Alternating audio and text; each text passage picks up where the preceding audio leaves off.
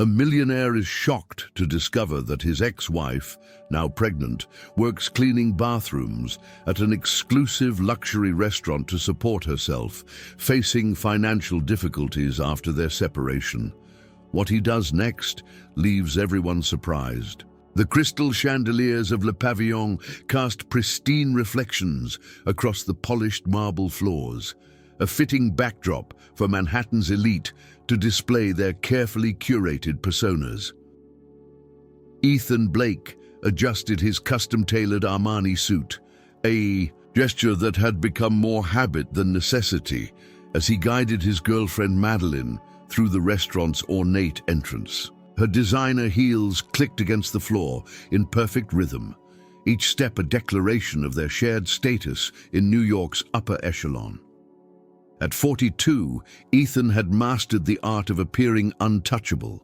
His salt and pepper hair, expertly styled, added gravitas to his sharp features, while his steel blue eyes carried the confident gaze of a man accustomed to getting his way. As CEO of Blake Enterprises, he had built an empire on strategic decisions and unwavering determination. Tonight was meant to be a celebration of their latest acquisition, a deal that would add another jewel to his corporate crown. The Laurent table, as requested, Mr. Blake, the maitre d' announced with practiced deference, leading them to a secluded corner with a spectacular view of the city skyline. Madeline's red dress caught the warm lighting as she settled into her seat, her perfectly manicured fingers reaching for the wine list. "The 2005 Chateau Margaux, I think," she suggested, her voice carrying the polished tone of someone who had spent years learning the right things to say at the right moments. "To mark the occasion," Ethan nodded absently, his mind already drifting to tomorrow's board meeting. The restaurant buzzed with the quiet murmur of expensive conversations and the gentle clink of fine china.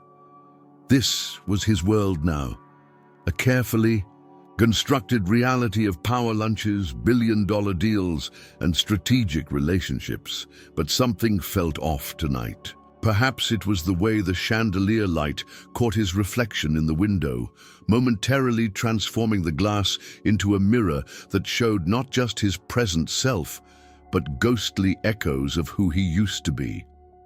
10 years ago, he would have been sharing this moment with someone else, someone whose laughter was genuine rather than calculated. His thoughts were interrupted by movement in his peripheral vision, a service door opening and closing. A figure in the standard black and white uniform of the cleaning staff emerged, pushing a cart of supplies. There was something familiar about the way she moved, something that tugged at a carefully buried memory. The woman turned, and Ethan's world tilted on its axis. Emily.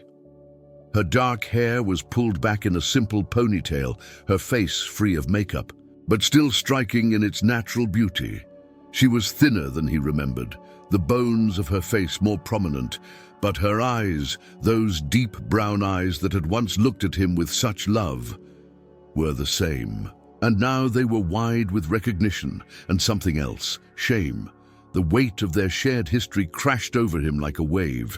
Images flashed through his mind, their college days, their small first apartment, the way she had supported him through the early struggles of his career. And then, the day he had walked away, convinced by whispers and his own ambition that she was holding him back. But what struck him hardest, what made his expensive wine turn to ash in his mouth, was the gentle swell of her belly beneath the uniform. Emily was pregnant. "Ethan," Madeline's voice cut through his shock, "is everything all right? You look like you've seen a ghost." In a way he had. The ghost of the man he used to be. The man who had loved Emily enough to promise her forever. The man who had broken that promise without a second thought. And now, here she was, cleaning bathrooms in the same restaurant where he spent more on wine than she probably made in a week. The realization sat in his stomach like lead. All his success, all his power, couldn't erase the fact that somewhere along the way, he had lost his soul. Emily's hands trembled as she gripped the cleaning cart, forcing herself to continue her rounds. The familiar ache in her lower back, intensified by her pregnancy, seemed amplified by the weight of Ethan's gaze. She had managed to avoid him for nearly 7 months, ever since she'd started working at Le Pavillon, but now the carefully constructed walls of her new life were crumbling around her. The ladies' room became her sanctuary as she methodically wiped down marble countertops and polished gilded mirrors. Each movement was a practiced dance, one she had perfected over months of necessity. The irony wasn't lost on her. She used to dine in places like this, seated at tables draped in crisp white linens, not cleaning their bathrooms. But pride, she had learned, was a luxury she could no longer afford. Through the bathroom's small window, the city lights twinkled mockingly. Her tiny studio apartment in Queens was waiting, its walls decorated with the few photos she'd managed to save from her previous life. Most of her possessions had been sold in those first desperate months after the divorce: the designer bags, the jewelry, even her wedding ring. Each sale had felt like selling pieces of herself. But they had bought her time, space to breathe, to think, to survive. As she worked, her hand instinctively moved to her growing belly, where her son, she had decided to name him Owen, kicked gently against her palm. He was her miracle, conceived during a brief relationship 6 months ago with a kind man who had since moved to California for work. Though he had offered support, Emily had declined. She was done depending on others. This child would be hers alone to love and protect. Ms. Sullivan, Maria, her supervisor, appeared in the doorway. "You can take your break now." The older woman's eyes were kind, understanding. She had been the one to hire Emily when no one else would, looking past the gaps in her resume and the desperate look in her eyes. In the cramped employee break room, Emily sank into a metal folding chair, unwrapping the sandwich she'd packed. That morning, simple whole wheat bread with turkey and lettuce, a far cry from the gourmet meals being served just beyond the kitchen doors. But it was honest food, bought with honest work, and there was dignity in that. Her phone buzzed with a text from her sister Sarah. "How are you holding up? Remember, my couch is always free." Emily smiled weakly. Sarah had been her rock through everything, offering support without judgment. But Emily had refused to become another burden. She had watched their parents struggle with debt her whole life. She was determined to stand on her own feet. The memory of Ethan's shocked face floated unbidden to her mind. He had looked exactly as she remembered, successful, polished, everything she used to believe was important, but now she saw through the facade to the hollowness beneath. The man who had promised to love her forever, who had instead discarded her like last season's fashion, sat out there dining with his perfectly curated new life while she scrubbed toilets to make ends meet. Yet beneath her anger and hurt, there was something else. Pride. Not the old pride of designer labels and social status, but a newer, stronger kind. She had survived. When he left her with nothing, when their joint accounts were suddenly emptied, when she had to sell their shared memories piece by piece, she had found strength she never knew she possessed. Her hand returned to her belly, feeling Owen's movements. "We'll be okay," she whispered, both to him and herself. "We don't need his money or his pity. We have something better. We have each other." The break room clock ticked steadily, counting down the minutes until she would have to return to work. Out there, beyond the service doors, Ethan Blake sat in his world of privilege and power. But in here, in her world of honest work and hard-won independence, Emily Sullivan was rebuilding herself, one day at a time. Her son would know a mother who stood tall, who faced adversity with grace, who chose dignity over dependency. The timer on her phone chimed softly. Break time was over. Emily straightened her uniform, checked her ponytail in the scratched mirror above the sink, and squared her shoulders. Let him see her cleaning bathrooms. Let him feel whatever guilt or pity moved him. She had learned the hard way that some things, self-respect, independence, the quiet strength of surviving, were worth more than all the luxury in the world. The week following the encounter at Le Pavillon passed in a blur of sleepless nights for Ethan. His corner office on the 48th floor of Blake Enterprises felt more like a glass cage than a symbol of success. Every time he looked out over the Manhattan skyline, he saw Emily's face reflected in the window, her eyes full of quiet dignity, despite the circumstances he'd forced her into. "Your 10 o'clock is waiting," his assistant announced through the intercom. Ethan barely heard her. He was too busy staring at the folder on his desk, a comprehensive report on Emily's current life, compiled by his most discreet private investigator. The facts laid out in clinical detail made his stomach churn. Living in a studio apartment in Queens, working 2 jobs, the restaurant at night, a bookstore during the day, no health insurance, minimal savings. "Mr. Blake," his assistant's voice came again, more insistent this time. "Cancel it," he replied, standing abruptly. "Cancel everything today." He grabbed his coat, ignoring Madeline's calls as he strode past her office. She had been hovering more than usual lately, her questions about his distraction becoming increasingly pointed, but he couldn't focus on her now. He had a mission. The bookstore was small, wedged between a laundromat and a deli in a quiet Queens neighborhood. Through the window, he could see Emily arranging books on a display table, her movements careful to accommodate her pregnancy. The sight of her in such a mundane setting, wearing simple jeans and a loose sweater, made his chest tight. This was the Emily he remembered, the one who could lose herself for hours among books, who used to read aloud to him on lazy Sunday mornings. The bell above the door chimed as he entered. Emily looked up, her expression immediately hardening. "We're not open for another 30 minutes, she said, her voice steady but cold. "Emily, please, just give me 5 minutes." She set down the book she was holding, one hand instinctively moving to protect her belly. "I'm working, Ethan. Unlike some people, I can't afford to take breaks whenever I feel like it." He pulled an envelope from his coat pocket. "I want to help. Please just take this. It's enough to..."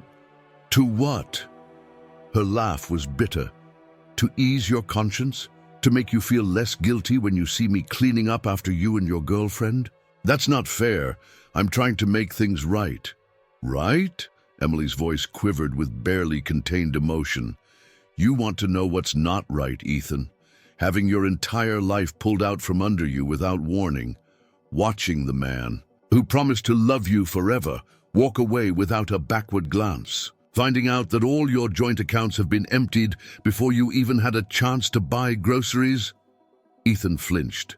"I was different then. I made mistakes." "Mistakes?"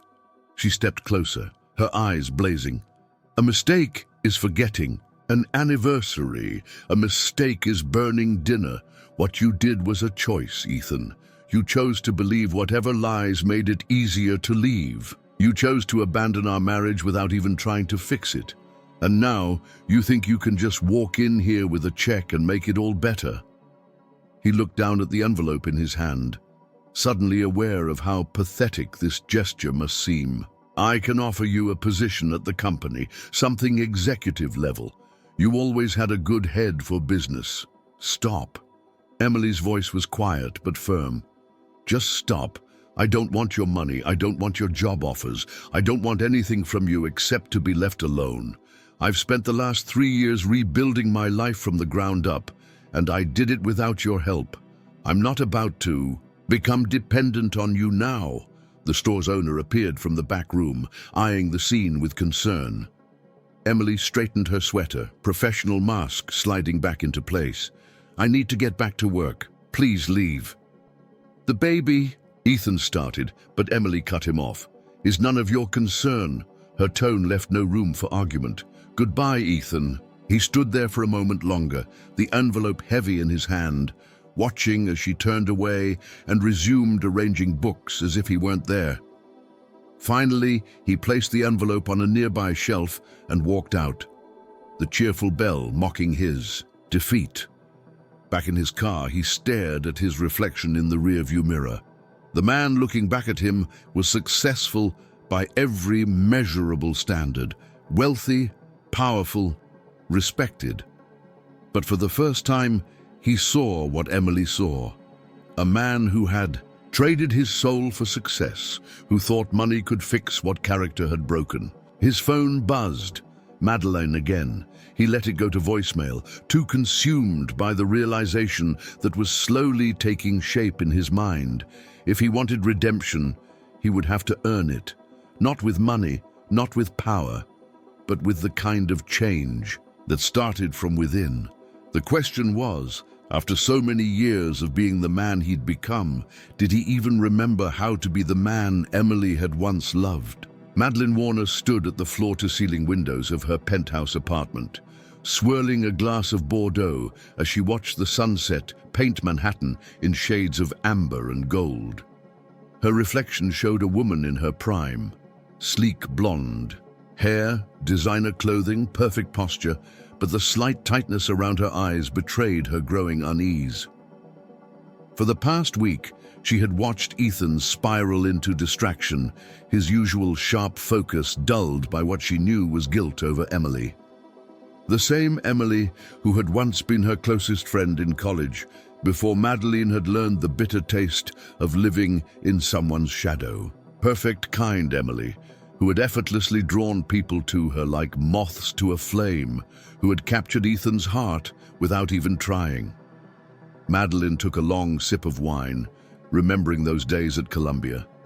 While Emily had earned genuine admiration, Madeleine had studied people like textbooks, learning to mirror their desires to become whatever they needed. It had been a skill that served her well in the corporate world, and in destroying Emily's marriage. Her phone buzzed with a text from her private investigator.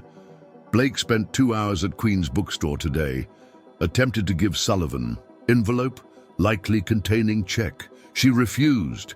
He's showing signs of instability in decision-making. A frown creased Madeleine's perfectly made-up face. This wasn't part of the plan.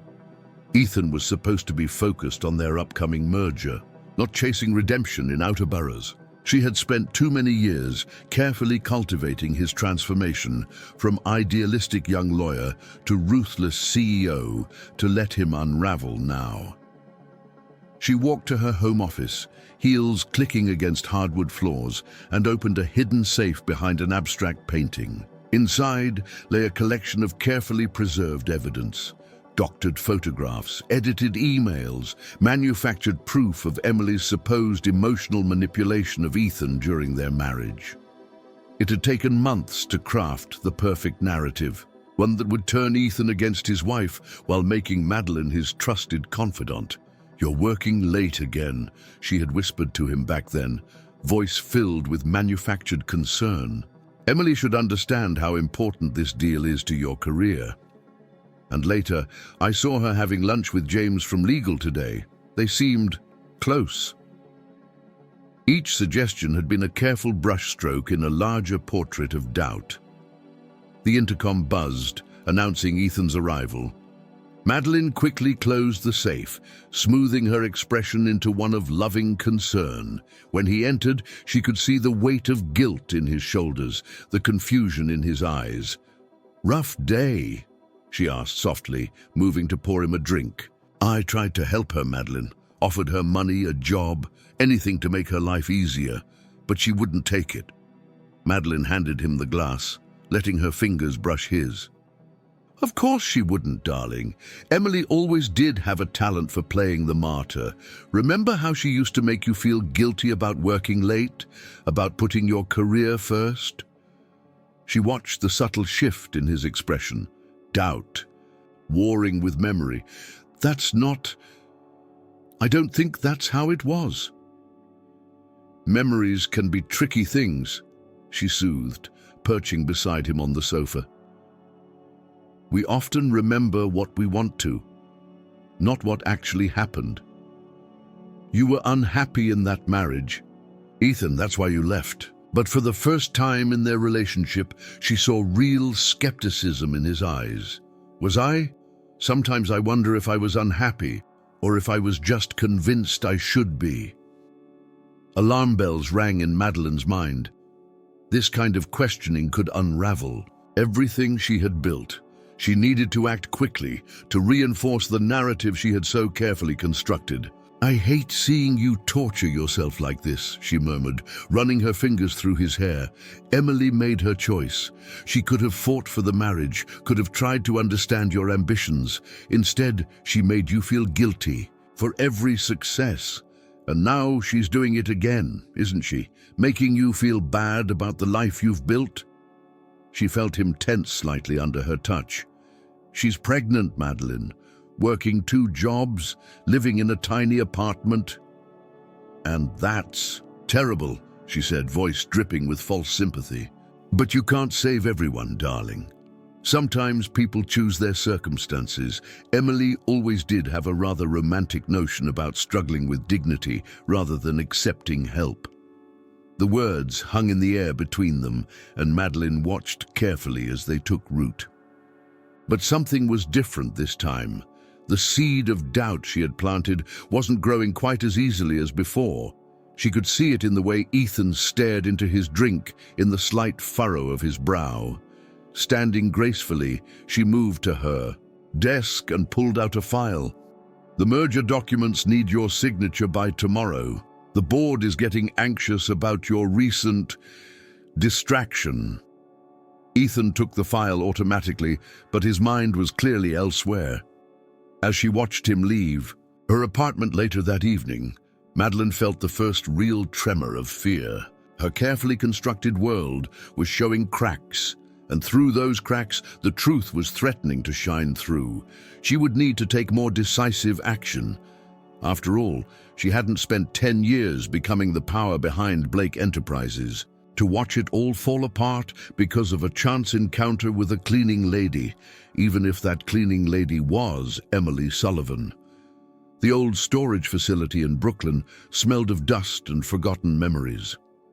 Ethan followed the facility manager down a narrow corridor, fluorescent lights flickering overhead. 3 years ago, he had ordered his assistant to store everything from his marriage here, too sentimental to throw it away, too cowardly to face it.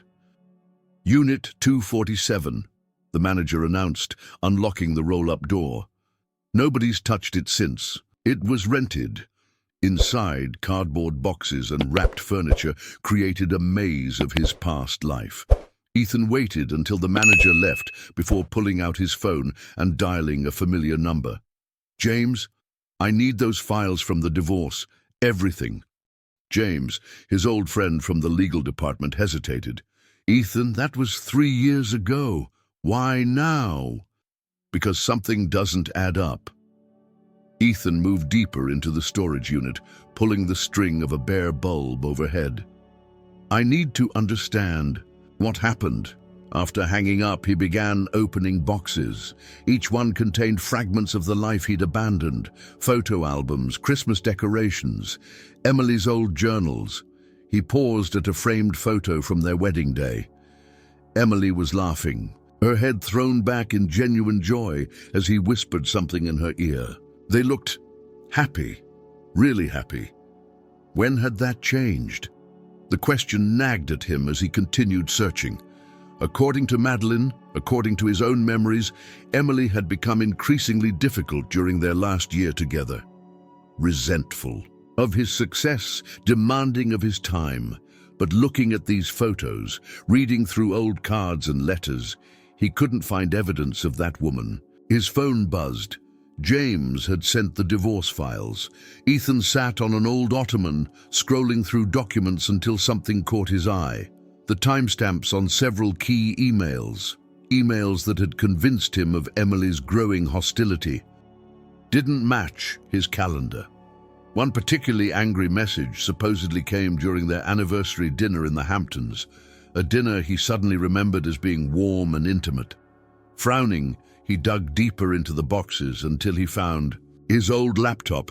The battery was dead, but he had brought a charger. As it powered up, he found himself staring at a photo of Emily set as the background image. She was sitting in their old apartment's window seat, reading a book, sunlight creating a halo around her dark hair. The sight triggered another memory. Madeline's voice, soft with concern, telling him how Emily had been complaining about him to colleagues, how she was holding him back. The laptop finally loaded, and Ethan began searching through old emails. Hours passed as he cross-referenced dates, conversations, and events. A pattern emerged, one that made his blood run cold. The original emails from Emily were different from the ones Madeline had shown him. Where he remembered bitter accusations, he found loving support. Where there should have been complaints about his late nights at the office, there were understanding messages and dinner left in the oven. "No," he whispered, the reality of what he was discovering hitting him like a physical blow. "No, no, no." His phone rang. Madeline. He let it go to voicemail as he pulled up more files.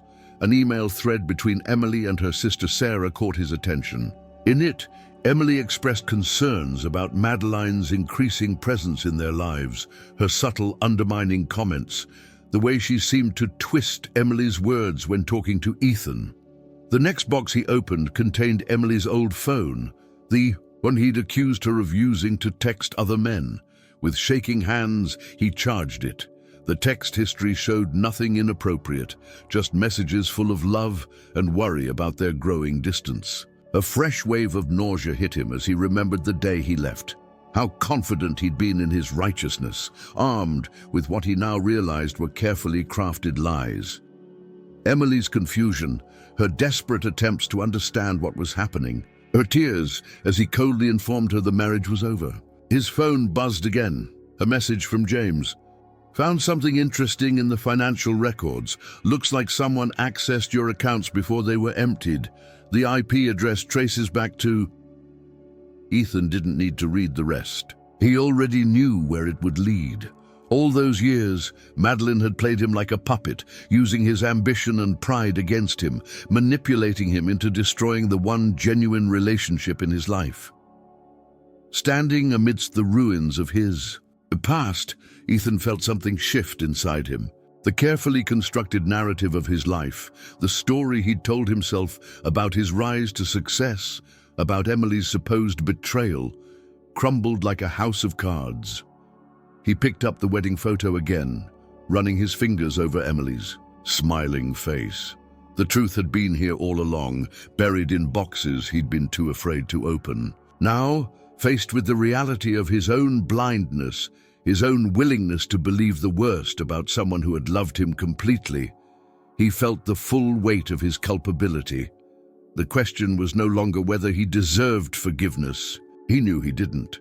The question was what he would do with this truth. Because somewhere in Queens, Emily was building a new life, carrying a child, and showing more strength than he had ever possessed.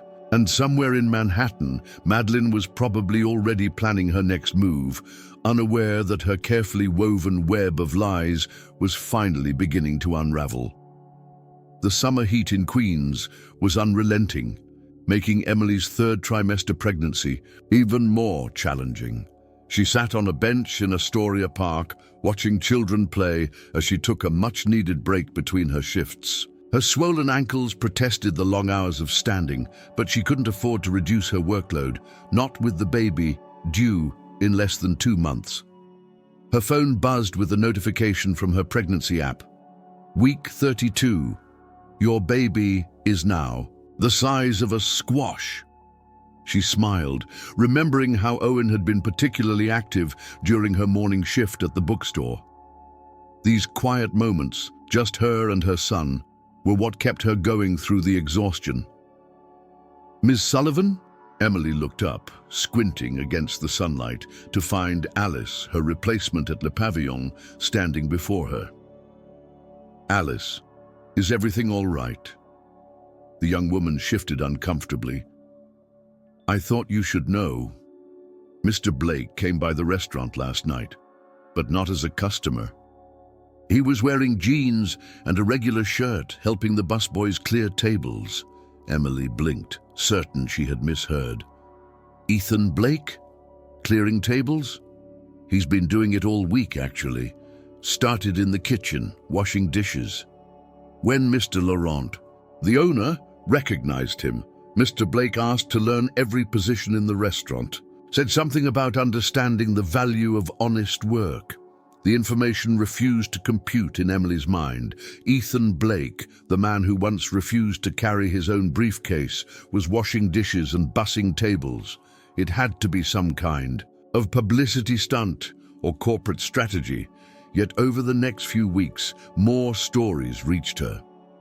The barista at her favorite coffee shop mentioned that Ethan had spent a morning learning to make coffee and clean the machines.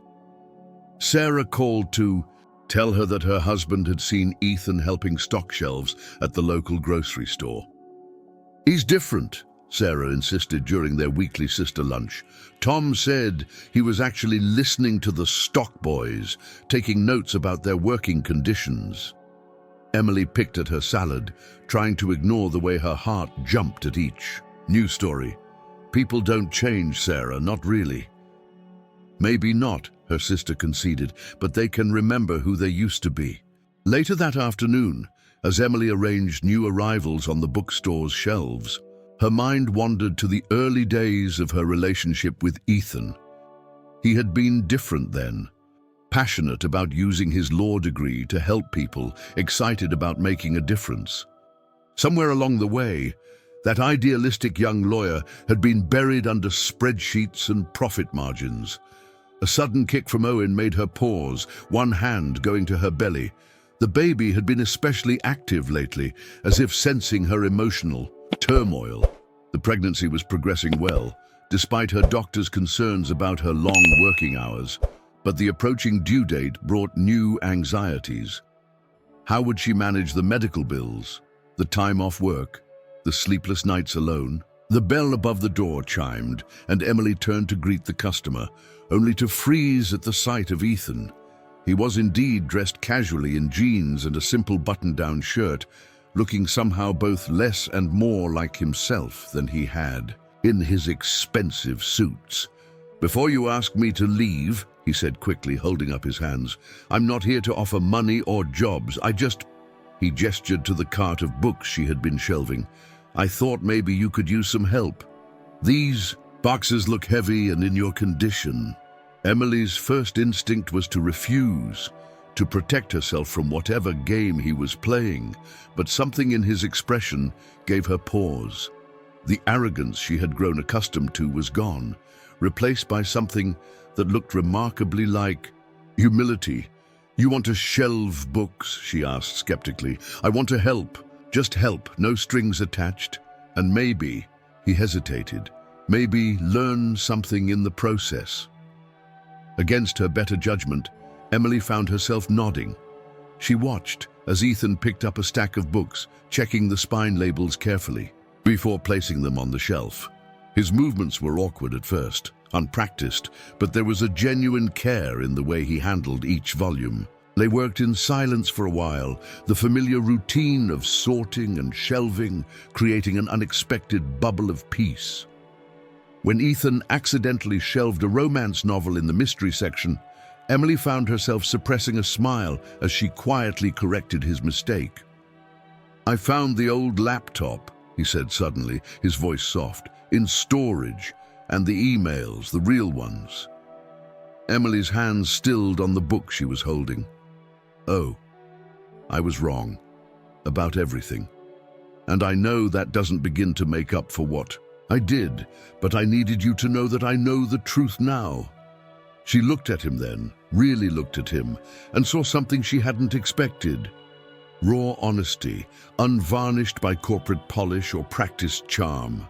The man standing before her, awkwardly holding a stack of paperbacks, was more reminiscent of the Ethan she had fallen in love with than the one who had left her. Owen chose that moment to deliver a particularly strong kick, making Emily gasp. Slightly, without thinking, she reached for Ethan's hand and placed it on her belly. His eyes widened as he felt the baby move. "He's strong," Ethan whispered, and for a moment they were just two people sharing a miracle. Then reality crashed. "Back in," and Emily stepped away. "I should get back to work," Ethan nodded, understanding in his eyes. Would it be okay if I came back tomorrow just to help with the heavy lifting? Emily hesitated, every defensive instinct warning her against letting him back into her life. But as she watched him carefully place the last book on the shelf, she found herself saying, "The morning shipment arrives at 9. It wasn't forgiveness. She wasn't ready for that yet. But perhaps it was a beginning of something else, a chance for both of them to remember who they had been before ambition and lies had torn them apart.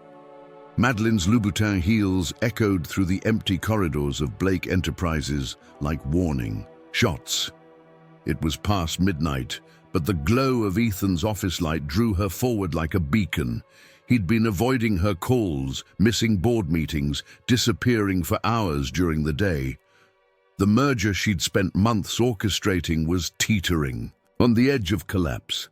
She found him surrounded by old files, his tie loosened, sleeves rolled up. The polished CEO she'd carefully molded was unraveling before her eyes. "Working late?" she asked, keeping her voice carefully neutral despite the anger simmering beneath the surface. Ethan didn't look up. "These quarterly reports from 3 years ago, the numbers don't match our tax filings." Madeline's heart skipped a beat. She knew exactly what he was looking at, creative accounting she'd orchestrated to fund her private ventures. "Darling, surely this can wait until morning. You look exhausted. Did you know?" He finally met her gaze, his eyes hard. "About the discrepancies?" "Of course not," she lied smoothly. "I'm sure it's just a clerical error. Nothing worth losing sleep over." Like the clerical errors in Emily's emails, the ones you doctored to make me believe she was working against me. The temperature in the room seemed to drop 10 degrees. Madeline's perfectly manicured nails dug into her palms. "I don't know what you're talking about." "Don't." Ethan stood, his voice quiet but dangerous. "I found everything, Madeline. The original emails, the manipulated bank records, even the photos you edited to make it look like Emily was meeting other men." For a moment, Madeline considered maintaining the lie, but looking at Ethan's face, she saw something that terrified her more than discovery. Clarity. The fog of manipulation she'd kept him in for years had lifted. Her laugh was bitter, echoing off the glass walls. "You were so easy to manipulate. Poor little Emily this, sweet little Emily that. Everyone's favorite girl next door. Do you know what it was like, watching her coast through life on charm while I had to fight for every scrap of success? You were her friend. I was her shadow," Madeline spat. "In college, at parties, even in business, men like you took one look at her and fell all over themselves to help her. Meanwhile, I had to become whatever everyone else wanted, just to get a foot in the door. So you destroyed our marriage out of jealousy. I destroyed your marriage because you let me." She moved closer, her voice dropping to a whisper. "Because deep down, you wanted to believe the worst about her. Your ambition was always there, Ethan.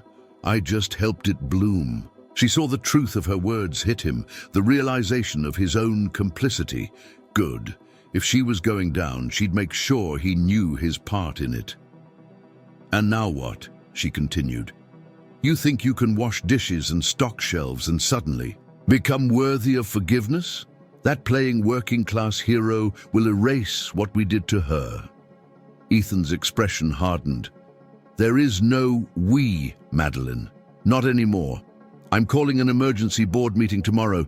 The SEC will be very interested in these financial discrepancies." "You wouldn't dare," but she saw in his eyes that he would. "You'll go down with me. Everything we built was a lie," he cut her off, "and I'm done living it." Madeline felt control slipping through her fingers like water. This wasn't happening. This couldn't be happening. She reached for her last weapon. "If you do this," she said quietly, "I'll make sure Emily learns exactly how involved you were in her downfall. Every meeting where you agreed with my suspicions, every time you chose to believe the worst about her, every cold, calculated decision you made to push her away. She expected him to flinch, to back down at the threat of losing his chance at redemption. Instead, he smiled sadly. "Tell her. She should know the truth, all of it. I'm done hiding behind lies." He turned back to his desk, dismissing her as effectively as she had once helped him dismiss Emily. Madeline stood frozen, watching as he picked up his phone. "Security, please escort Ms. Warner out of the building and make sure she doesn't remove anything from her office. The authorities will need to examine everything." As security approached, Madeline felt her carefully constructed world crumbling around her. She had spent a decade building this life, manipulating every detail to maintain her position of power. Now, in a single night, it was all falling apart. In the elevator, surrounded by stern-faced security guards, she caught a glimpse of herself in the mirrored walls.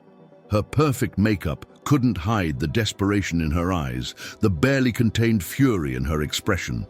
She looked exactly like what she was, a woman who had spent her life trying to destroy another woman's happiness, only to destroy herself in the process. But Madeline Warner hadn't survived this long by accepting defeat.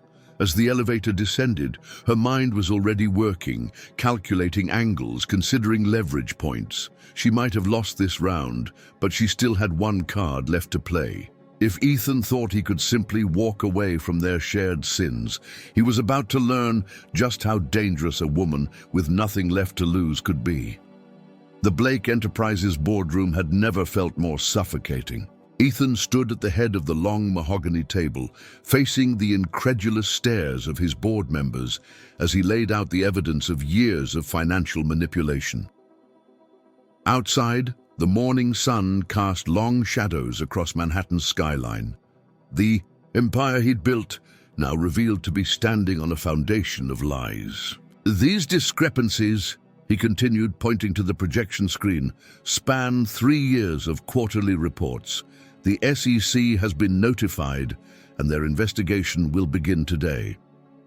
"This is insanity." Richard Holbrook, his longest-serving board member, exploded. "You're talking about destroying billions in shareholder value? Think about what you're doing, Ethan." "I have thought about it. For the first time in years, I'm thinking clearly." Ethan's voice was steady as he met each board member's gaze. "We've built this company on manipulation and deceit. I'm as guilty as anyone, more guilty because I chose to look the other way." The room erupted in chaos. Board members shouted over each other, some demanding his immediate resignation, others frantically texting their lawyers. Ethan let the storm wash over him, feeling strangely peaceful. In his pocket, his phone buzzed with a text from James. "FBI just arrived at Madeline's office. She's not taking it well." "I'm calling an emergency shareholder meeting," Ethan announced over the din. "Every investor deserves to know the truth, and I'll be stepping down as CEO effective immediately." He walked out of the boardroom to a chorus of protests and threats of legal action. His assistant waited outside, tears in her eyes. "Should I call the car service, Mr. Blake?" "No need, Karen. I'll take the subway." He smiled at her shocked expression. "And thank you for everything. There's a letter of recommendation on my desk. You've been exceptional." In his office, Ethan began clearing his personal items. The various awards and accolades that had once seemed so important now felt hollow. At the bottom of his desk drawer, he found an old photo he'd forgotten about, himself and Emily at a charity gala years ago. She was looking at him with such pride, such love. He'd traded that genuine adoration for empty success and false praise. His phone rang, the district attorney's office. He answered, knowing what was coming. 20 minutes later, he had a complete picture of his immediate future. Cooperation with federal investigators, probable indictment on securities fraud charges, possible jail time even with a plea deal. The irony wasn't lost on him. For years, he'd been imprisoned by his own lies, by Madeline's manipulation, by his desperate need for success at any cost. Now that he was finally breaking free of those invisible chains, he might end up behind actual bars. Around noon, he left Blake Enterprises for the last time. The media had already gathered outside, shouting questions about the company's plummeting stock price and rumors of federal investigations. Ethan walked past them, no longer interested in controlling the narrative. He found himself walking toward the bookstore in Queens. He had no right to seek Emily out, not now, but his feet carried him there anyway. Through the window, he could see her helping a young child find a book, her pregnancy now prominently showing. She was glowing with a different kind of success, the kind that came from honest work and genuine connections. Before she could spot him, he turned away. There would be time for complete honesty with her later, but right now he had to focus on making things right on a larger scale. His phone buzzed again, his lawyer this time, warning him that the FBI wanted to discuss Madeline's offshore accounts. As he headed toward the federal building, Ethan reflected on how strange life could be. He had spent years climbing to the top of the corporate ladder, only to find true freedom in letting it all go. The path ahead would be difficult. He would likely lose his fortune, his reputation, perhaps even his freedom for a time. But for the first time since he'd walked away from Emily, he felt like himself again. He thought about the child Emily was carrying, about the kind of world they would grow up in. Maybe his fall from grace could serve a purpose beyond personal redemption. Maybe by exposing the rot at the heart of his own success, he could help create a slightly more honest world for that child and others like them. The federal building loomed ahead, its glass and steel facade reflecting the afternoon sun. Ethan straightened his shoulders, ready to face whatever came next. He had spent years building his life on lies. It was time to rebuild it on truth, no matter the cost. His lawyer waited at the entrance, face grave. "Are you sure about this, Ethan? Once you start talking, there's no going back." Ethan thought of Emily's face when he'd abandoned her, of Madeline's years of manipulation, of all the people hurt by his blind ambition. "I'm sure. It's time to tell the truth. All of it." As the elevator carried him up to face the consequences of his actions, Ethan felt lighter than he had in years. He had lost his empire of lies, but in the process, he was finally finding himself again. Now he just had to prove, to himself, to Emily, to the world, that this change was real and lasting. Not through grand gestures or financial compensation, but through the quiet dignity of facing the truth and accepting its consequences. Emily sat in her tiny apartment, surrounded by the evening news, playing on multiple devices, her laptop, her phone, and her small TV. Every channel told the same story. The dramatic fall of Blake Enterprises, the federal investigation, and Ethan's voluntary surrender to authorities. The business world was in shock, but Emily felt something entirely different, a complex mixture of vindication, sadness, and an emotion she wasn't quite ready to name. "Can you believe this?" Sarah's voice came through her phone speaker. "They're saying he just walked in and confessed everything, turned over documents, named names, the whole thing. The Ethan we knew would never—" "That's just it," Emily interrupted, one hand absently rubbing her belly, where Owen was particularly active tonight. "Maybe we're seeing the Ethan we used to know, the one who wanted to change the world with public interest law, remember?" She moved to her window seat, a small luxury in her modest apartment, and watched the city lights flicker in the distance. The headlines flashed across her laptop screen. "Blake Enterprises CEO steps down amid fraud investigation. Corporate titan turns whistleblower. Madeline Warner arrested in dawn raid." That last one had stopped her heart for a moment. Madeline, her former best friend, her betrayer. The articles painted a picture of elaborate manipulation, both financial and personal. Emily had always known Madeline was involved in her divorce, but the scope of her deception was staggering. A knock at her door startled her from her thoughts. She opened it to find Maria, her former supervisor from Le Pavillon, holding a newspaper. "I thought you should see this," Maria said softly, pointing to a small article on page 6. It detailed how, before surrendering to authorities, Ethan Blake had transferred ownership of several charitable foundations to independent trustees, ensuring their work would continue. Among them was a new organization dedicated to providing medical care and job training for service industry workers. "He set it up last week," Maria explained. "Full health coverage for restaurant workers and their families. Educational scholarships for their children. The foundation's already fully funded. They can't touch that money in the investigation." Emily sank back into her chair after Maria left, her mind spinning. The Ethan she'd known at the end of their marriage would have protected his assets, hired the best lawyers, fought every charge. This Ethan was doing the opposite, taking responsibility, making amends, trying to protect those who needed it most. Her phone buzzed with a text from the bookstore owner. "Emily, you should know. That stock boy job Ethan did last month, he used it to set up a small business fund for employees.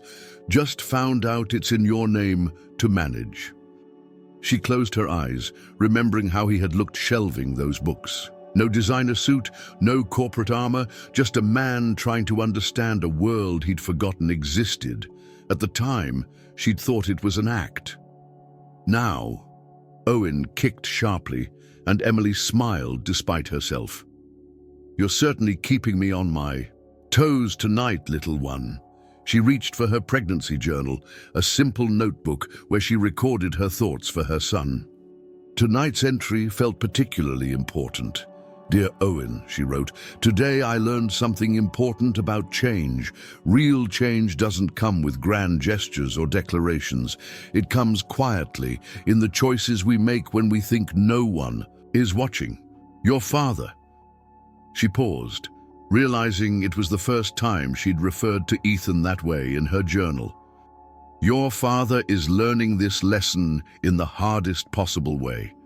He's losing everything he thought was important, but in doing so, he's finding what actually matters. I don't know if I can forgive him yet for the past, but I'm beginning to understand something. Sometimes people don't change because they want to.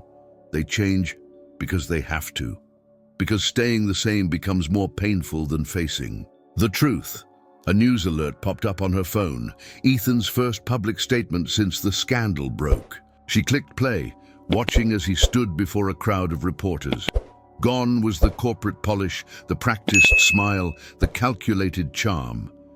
Instead, she saw genuine remorse, quiet dignity, and something else. The shadow of the idealistic young man she'd fallen in love with all those years ago. "I built my success on lies," he was saying, "both professional and personal. I hurt people who trusted me, who loved me. I can't undo that damage, but I can try to make amends. Not with money or power, I'm losing those anyway, but with truth and accountability." Emily found herself touching the screen, tracing the new lines of worry on his face. She remembered their last conversation in the bookstore, how he'd helped her shelve books without complaint, how he'd touched her belly when Owen kicked. There had been no photographers around, no one to perform for, just a man trying to do something good, something real. Sarah called again, but Emily let it go to voicemail. She needed time to process this new reality. The man she'd loved, lost, and learned to live without was transforming into someone both familiar and new. The question wasn't whether she could forgive him. That would take time and proof of lasting change. The question was whether she could allow herself to believe in the possibility of redemption. Owen kicked again, as if offering his own opinion on the matter. Emily rested both hands on her belly, feeling her son's movements. "Your timing is terrible, you know that?" she whispered to her unborn child. "Just when I'd figured out how to live without him, just when I'd built my own strength, he decides to become the man I always knew he could be." The city lights continued to twinkle outside her window, and somewhere out there, Ethan Blake was facing the consequences of his Choices. Both the bad ones that had brought him to this point and the good ones that might lead him somewhere new. Emily didn't know if their paths would merge again, but for the first time in years, she was curious to find out. The visitors' room at the Metropolitan Detention Center was hardly the setting Madeline Warner had imagined for her final act of revenge. The orange jumpsuit clashed garishly with her carefully applied makeup, her last vestige of control in a world that had spun rapidly out of her grasp. Across the table sat Emily, now 8 months pregnant, who had surprisingly agreed. "To this meeting. You look well," Madeline said, her voice carrying a ghost of its former sophistication. "Pregnancy suits you." "What do you want, Madeline?" Emily's tone was neither hostile nor friendly, just tired, as if this conversation was a final chore, to be completed before moving on. Madeline studied her former friend's face, searching for traces of the naive girl she'd once so desperately envied. Instead, she found something that made her stomach clench. Peace. Despite everything Madeline had done to destroy her life, Emily radiated a quiet strength that no designer outfit or corporate power play could replicate. "Did you know," Madeline began, carefully arranging her features into a mask of concern, "that Ethan was the one who suggested investigating your supposed affairs? That he ordered the private investigators himself?" Emily didn't flinch. "I know everything, Madeline. Ethan told me last week. This wasn't how it was supposed to go." Where was the shock, the betrayal, the satisfaction of watching Emily's world crumble all over again? "He told you about the offshore accounts? About how he knew I was manipulating company funds but looked the other way because it served his interests?" "Yes." Emily shifted slightly, accommodating her pregnant belly. "He told me everything. Every mistake, every moment of weakness, every time he chose ambition over truth." Madeline felt her carefully planned script crumbling. "And you're just okay with that?" "No," Emily replied thoughtfully. "I'm not okay with it. But I respect his choice to tell me himself, to face the consequences of his actions. That's something you never understood, Madeline, the difference between weakness and strength. Real strength isn't about controlling others, it's about being honest with yourself." "How philosophical of you," Madeline sneered, but her voice wavered. "Tell me, did he mention how he laughed when I showed him the fake photos? How easily he believed you could betray him? How eagerly he embraced the chance to paint himself as the victim?" "He did." Emily leaned forward slightly. "But here's what I want to know, Madeline. Why did you hate me so much? We were friends. I loved you like a sister." The question hit Madeline like a physical blow. In all her planning, in all her schemes, she hadn't expected this. Genuine curiosity about her motivations, offered without judgment or rancor. "You had everything," she whispered, her carefully constructed facade finally cracking. "Everyone loved you. Everything came easily. Do you know what it's like to always be second best? To have to calculate every move, every gesture, while you just existed and people adored you? Is that really how you saw me?" Emily's voice was soft. "Because I remember a brilliant woman who could have done anything she wanted. You didn't need to destroy what I had, Madeline. You just needed to believe in what you had." Tears threatened to ruin Madeline's perfect makeup. "It's too late for that now." "Yes," Emily agreed, "it is. But it's not too late to stop letting bitterness define your life." Madeline laughed bitterly. "Says the woman who's clearly taking him back after everything he did." "I haven't decided anything yet," Emily corrected her. "But if I do give Ethan another chance, it won't be because I've forgotten the past. It will be because he's finally stopped running from it." She stood carefully, one hand supporting her belly. "Unlike you, Madeline, you're still running." "I called you here to hurt you," Madeline admitted, her voice barely audible. "To tell you things that would make you doubt him again." I know. Emily's smile was sad. That's why I came, to show you that you don't have that power anymore, over me or him. She turned to leave, then paused. You know what the saddest part is? You were always enough, Madeline. You just never believed it. The words echoed in the sterile visitation room long after Emily had gone. Madeline sat there, staring at her reflection in the plexiglass divider, seeing for the first time not the polished image she'd crafted, but the scared, angry girl who had never learned to love herself. Her last card, her final attempt at revenge, had failed not because Emily was naive or forgiving, but because both Emily and Ethan had done something Madeline had never managed. They'd faced their truths and grown from them. A guard appeared to escort her back to her cell. As she walked through the cold corridors, Madeline realized that her carefully orchestrated drama had reached its end. But unlike a proper tragedy, there would be no grand finale, no satisfying revenge. Just the quiet understanding that while Emily and Ethan had found their way to redemption, she had imprisoned herself long before she ever set foot in this facility. In her cell that night, Madeline Warner, former power broker, master manipulator, self-made prisoner of her own bitterness, finally allowed herself to cry for the friendship she had destroyed, the love she had poisoned, and the woman she might have been if she had only learned to see her own worth before it was too late.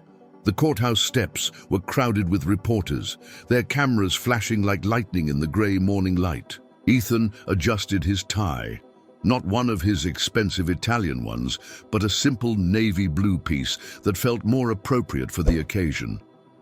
His lawyer had advised him to wear his best suit to project an image of corporate respectability.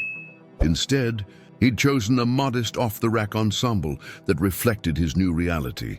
The court will hear the plea agreement in the matter of United States versus Blake, the judge announced, her voice carrying the weight of authority.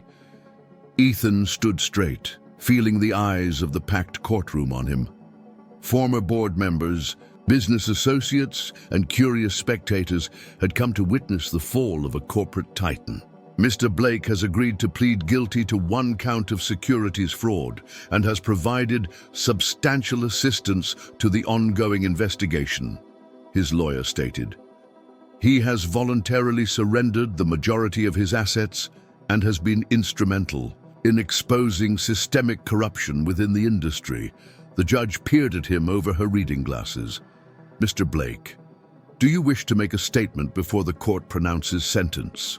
Ethan stepped forward, ignoring his lawyer's last-minute whispered advice to stick to the prepared statement. Your Honor, I've spent the past month helping to unload trucks at a food bank in Queens. Every morning, I see people who have lost everything through no fault of their own. Single mothers working multiple jobs, elderly couples choosing between medicine and food, young people drowning in student debt. He paused, letting the reality of his words sink in. I used to look at those people from the window of my penthouse office and think their struggles had nothing to do with me. I was wrong. Every time I manipulated stock prices, every time I approved a predatory acquisition, every time I chose profit over people, I was contributing to their hardship. A murmur ran through the courtroom. This wasn't the polished corporate apology they'd expected. I'm not asking for leniency, Your Honor. I'm asking for the opportunity to make genuine amends, not through charitable donations or public gestures, but through daily actions that might, in some small way, begin to balance the scales. The judge studied him for a long moment before delivering her sentence.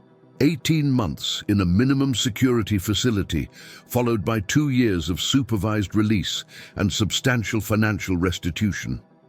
It was less than the maximum he'd faced, but more than his lawyers had hoped for. Ethan accepted it with a quiet nod. As the bailiff approached with handcuffs, Ethan caught a glimpse of Emily standing at the back of the courtroom. She hadn't told him she was coming, and he hadn't asked. Their eyes met briefly, and in that moment he saw not pity or satisfaction, but understanding. Later that evening, in the stark reality of his cell, Ethan received his first visitor. James, his old friend from legal, now serving as trustee for the charitable foundations. The health clinic for service workers opened today, James reported, sliding a photo across the visitor's table. It showed a simple but well-equipped medical facility. Already had 30 families sign up for coverage. Ethan smiled, touching the photo gently. Make sure they know it's Emily's project, not mine. I just provided the funding. She's doing an amazing job managing the foundation, James said carefully, though she insists on continuing her bookstore job. Says it keeps her grounded. That sounds like Emily. Ethan's voice held warmth tinged with regret. How is she? The pregnancy? Due any day now. James hesitated. She asked about you, you know. Wanted to know if you were really okay with the plea deal. What did you tell her? The truth, that you insisted on it, even when we found legal ways to reduce the charges, said you wanted to face the consequences honestly. Through the small window of his cell, Ethan could see the same sky that stretched over Queens, over the bookstore where Emily worked, over the city he'd once thought he owned. The view was different now, confined and limited, but somehow clearer than it had ever been from his penthouse office. There's something liberating about having nothing left to lose, he mused. No more image to protect, no more lies to maintain. Just the truth, however uncomfortable it might be.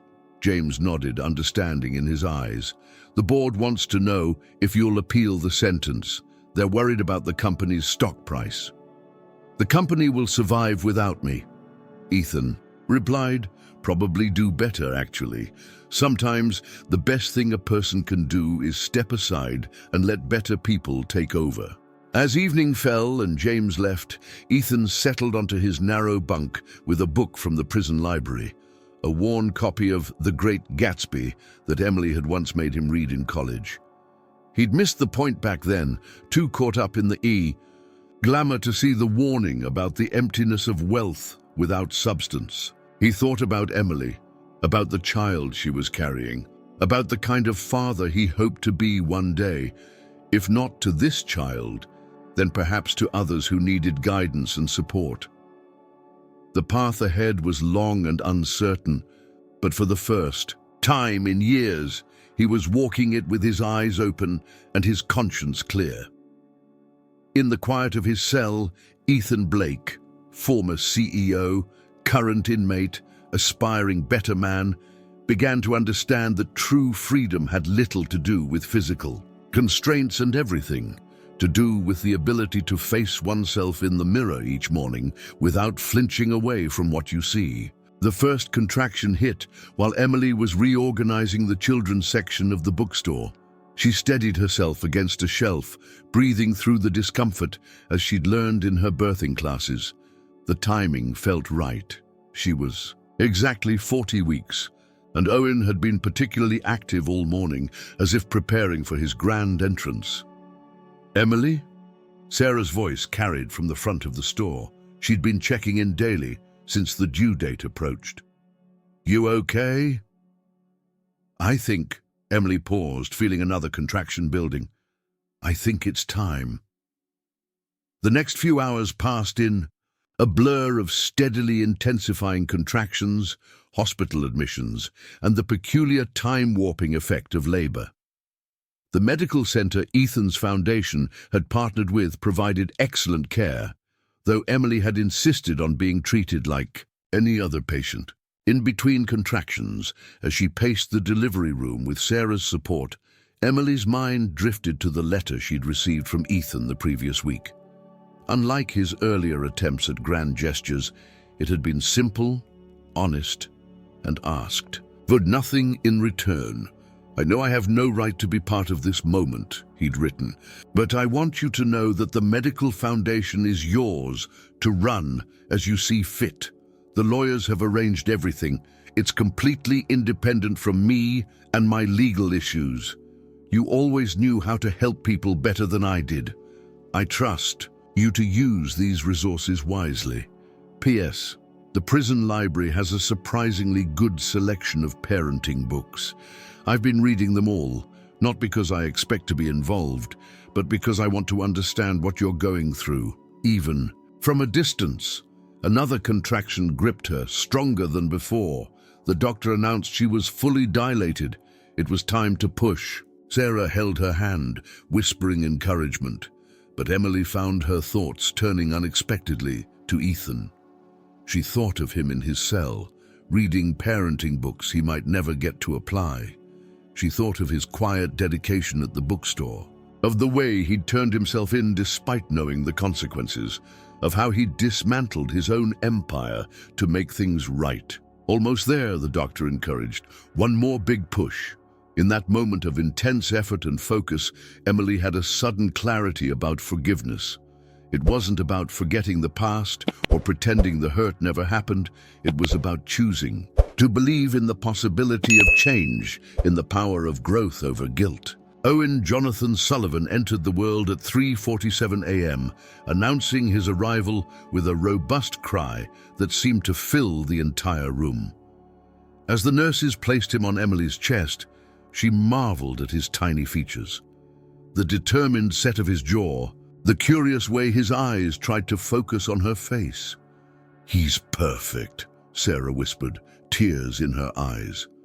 Emily touched Owen's tiny hand as he gripped her finger with surprising strength. "Yes, he is." Later, as the dawn light began to filter, through the hospital window, Emily made a decision. She asked Sarah to bring her phone and slowly typed out a message. "His name is Owen Jonathan Sullivan. He's healthy, strong, and absolutely beautiful. I'm not saying this to torture you with what you can't have, but because I believe every child deserves to know they were thought of, worried about, and loved, even from a distance. The foundation is doing amazing work. Last week, we provided prenatal care to 15 women who wouldn't have had access otherwise. You were right. I do know how to help people, but you're learning too, aren't you? I don't know what the future holds. 18 months is a long time, and we both have a lot of healing to do. But Owen will know about you, not just the mistakes you made, but also how you chose to make them right. Because that's the thing about redemption. It's not about erasing the past, it's about building a better future. When you get out, if you're still committed to this path you've chosen, maybe we can talk about what that future might look like. For now, focus on becoming the man you want to be. Owen and I will be here, building our own path, growing stronger every day. P.S. He has your eyes." Emily hit send, then turned her attention back to Owen, who was beginning to stir for his next feeding.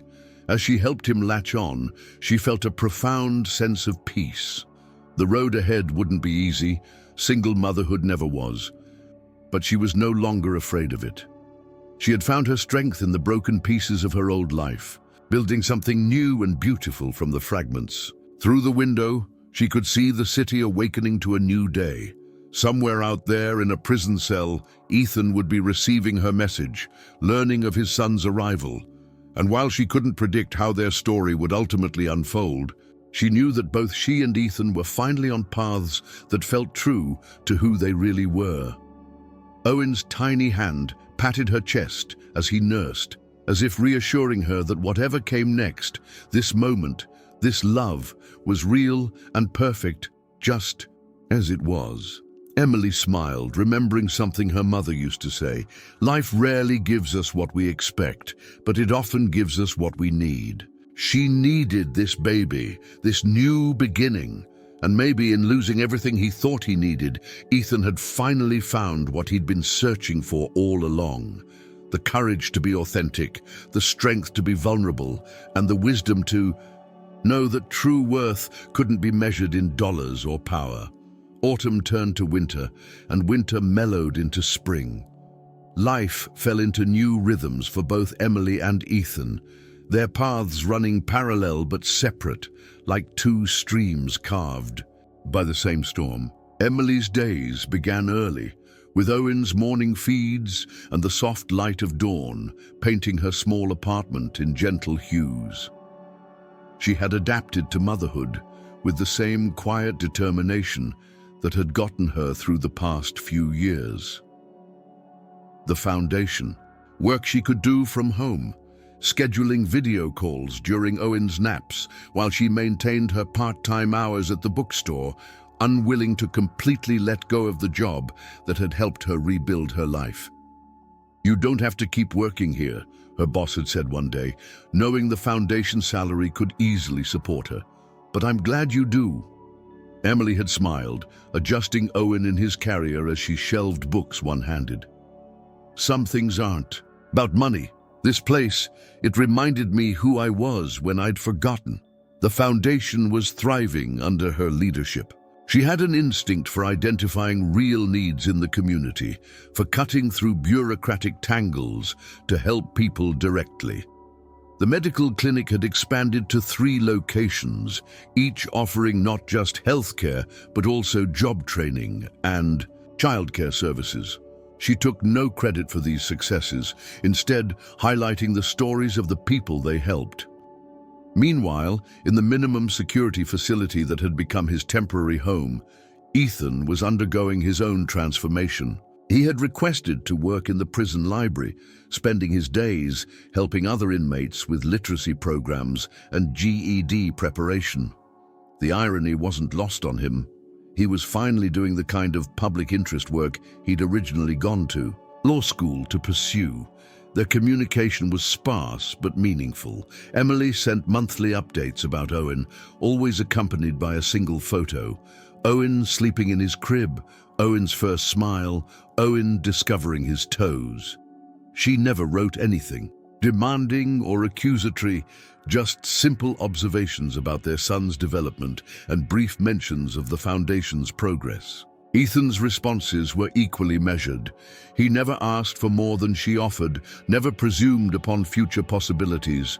Instead, he shared small insights from his new life, the satisfaction of helping a fellow inmate write his first letter to his children, the humbling experience of learning to repair books in the prison workshop, the weekly group therapy sessions where he was finally confronting the roots of his ambition and need for control. One day in early spring, as Emily sat in the small garden behind the bookstore during her lunch break, Owen napping peacefully in his stroller, she received an unexpected letter from Ethan's therapist.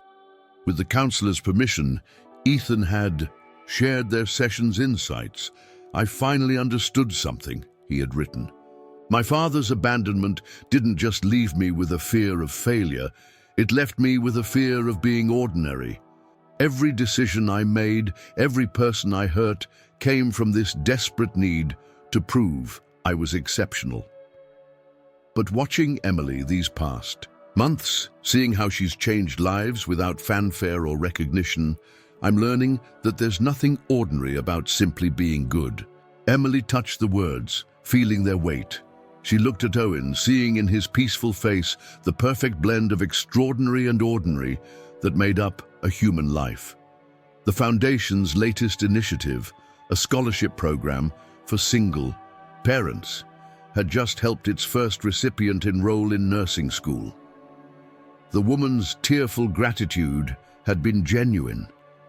But what moved Emily most was the quiet dignity with which she accepted the help, determined to use it to build a better future.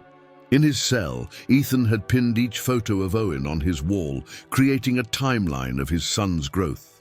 His cellmate, a former accountant serving time for tax fraud, often heard him reading parenting books aloud late at night, as if practicing for a future he wasn't sure he deserved, but desperately wanted to prepare for. The prison counselor had noted significant changes in Ethan's behavior and outlook. Gone was the corporate mask, the need to control every situation. Instead, he showed genuine interest in others' stories, offering help without expectation of return. He had started a financial literacy program for inmates preparing for release, teaching them the legitimate business skills he wished he'd stuck to in his own career. Spring progressed. bringing with it Owen's first attempts at crawling and Emily's growing confidence in both motherhood and leadership. The Foundation's board had nominated her for a Community Service Award, which she initially tried to decline.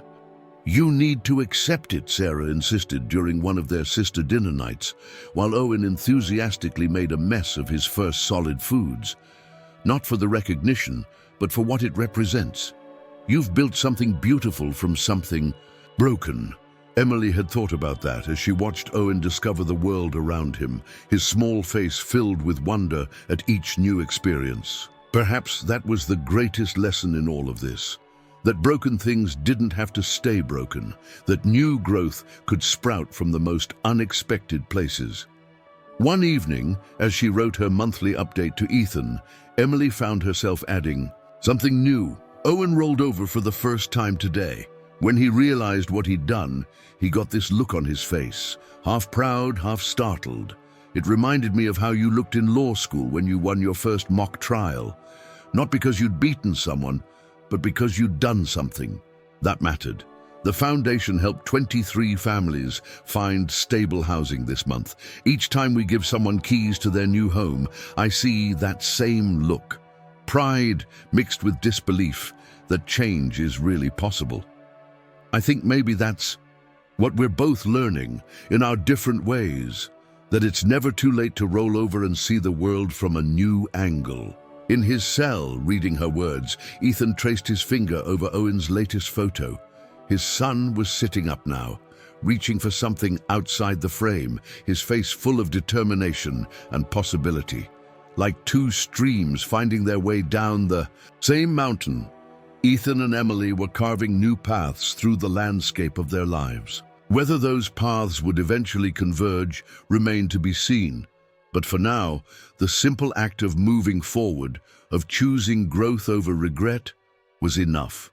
The autumn air was crisp as Emily sat on their favorite bench in Astoria Park, watching. Owen toddled toward the playground on sturdy legs. At 18 months old, he was a bundle of curiosity and determination, exploring his world with fearless enthusiasm.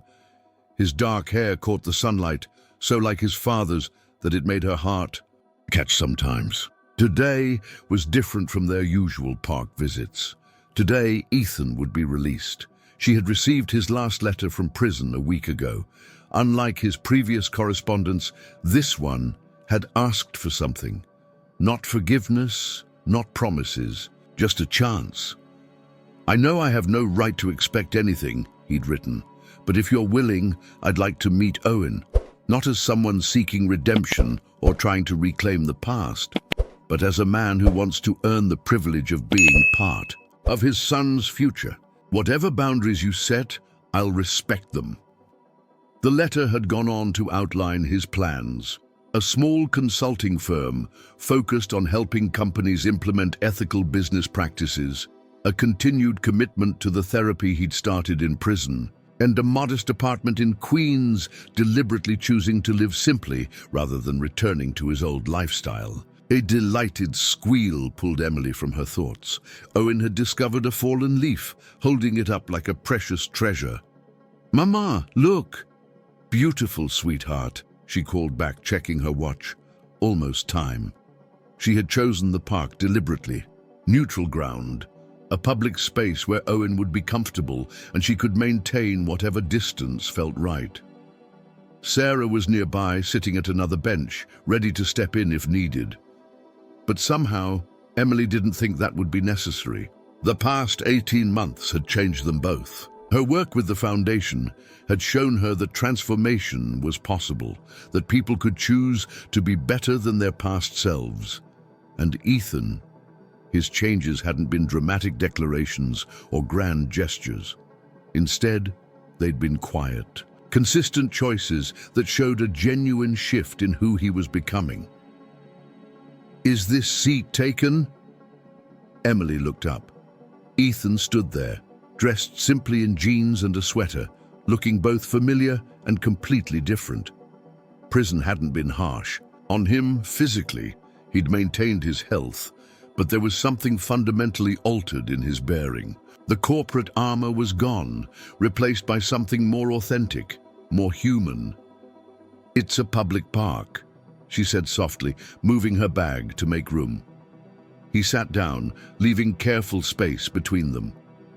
For a moment, they both watched Owen, who was now fully engaged in collecting fallen leaves. "He's beautiful," Ethan said finally, his voice thick with emotion. "The pictures, they didn't do him justice." "He's stubborn," Emily replied, a small smile playing at her lips. "Gets completely focused on whatever catches his interest, won't give up until he's figured it out. Wonder where he gets that." "From," Ethan said, and there was a trace of their old comfortable banter in his tone. Owen chose that moment to look up, noticing the new presence on his mother's bench. He studied Ethan with serious eyes, the same shade of blue as his father's, before toddling over with his collection of leaves. "For you," he declared, holding out a particularly crumpled specimen to Ethan. Emily watched as Ethan carefully accepted the gift, treating it with the gravity it deserved. "Thank you," he said simply, his voice steady despite the tears in his eyes. "It's perfect." Owen nodded, satisfied, then turned his attention back to his leaf-hunting expedition. Emily felt something shift in her chest, watching their first interaction. No grand gestures, no dramatic moments, just a simple, honest exchange between a child and the father he didn't yet know he had. "The Foundation's doing amazing work," Ethan said after a while. "I saw the article about the new education initiative. It's not about recognition," Emily started to say, but Ethan shook his head. "I know. That's what makes it remarkable. You've built something real, something that actually helps people." He paused, choosing his words carefully. "I'm starting small with my new venture. No fancy offices, no corporate politics, just honest work, trying to help companies do better." Emily nodded, appreciating that he wasn't asking for her approval or trying to impress her. He was simply sharing his path, as she had shared updates about Owen all these months. "I've been thinking about what you wrote," she said finally, watching Owen arrange his leaves in a pattern only he understood. "About earning the privilege of being in his life." "I meant it," Ethan replied quietly. "Whatever terms you set, whatever boundaries you need, I'll respect them. I know I have to prove myself, not just with words, but with consistent actions over time." A light breeze scattered Owen's carefully arranged leaves, causing him to laugh in delight rather than frustration. Emily watched as he began collecting them again, approaching his task with renewed enthusiasm. "Tuesday and Thursday mornings," she said finally. "I take him to the library for story time. If you'd like, you could meet us there. Start slow, get to know him gradually." Ethan's intake of breath was sharp, but controlled. "I'd like that. Very much." They sat in comfortable silence for a while, watching their son play. The autumn sun painted everything in soft gold, including the tears that neither of them acknowledged on Ethan's cheeks. "I don't know what the future holds," Emily said finally, voicing the thought that had been growing in her mind these past months. "But I think there might be room for new stories. Not the ones we thought we'd write years ago, but different ones. Better ones, maybe." Ethan nodded, understanding all she wasn't saying. About trust that would need to be rebuilt. Slowly, about boundaries that would need to be respected. About the privilege of being part of their lives, being something to be earned daily, not granted all at once. "I'd like to hear those stories," he said softly, "however they unfold." Owen ran back to them then, arms full of leaves, face bright with joy at his treasures. As he divided his collection between them with solemn ceremony, Emily felt a sense of peace settle over her. They weren't the same people who had hurt each other all those years ago. Life had broken them both. But in breaking, they'd learned how to rebuild themselves into something stronger, something truer. Whatever came, Next would be written one page at a time, with patience and honesty, and the wisdom that came from learning the hard way what really mattered. As Owen tugged them both toward the playground, Emily caught Ethan's eye and saw in his gaze not the desperate need for redemption that had marked his earlier attempts, but something quieter and more genuine. Hope, tempered by humility, strengthened by understanding that some things couldn't be rushed or forced, only earned through time and truth and trust. It was, she thought, watching Owen place his small hand in his father's for the first time, a pretty good way to begin a new chapter. I hope you enjoyed today's story. Subscribe to the channel so you don't miss more stories like this. Give it a like and comment below what you thought of the story. See you in the next video.